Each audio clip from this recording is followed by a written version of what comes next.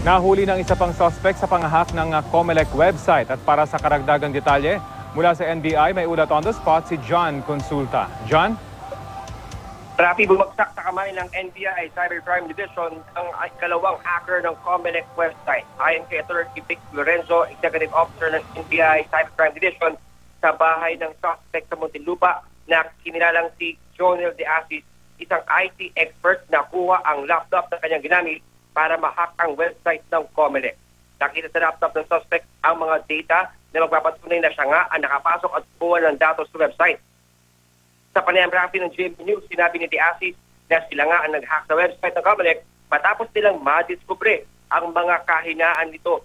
Pero giit ni De Asis, di raw sila ang nagtayo ng website na may personal data na may 70 milyong rehistradong botante.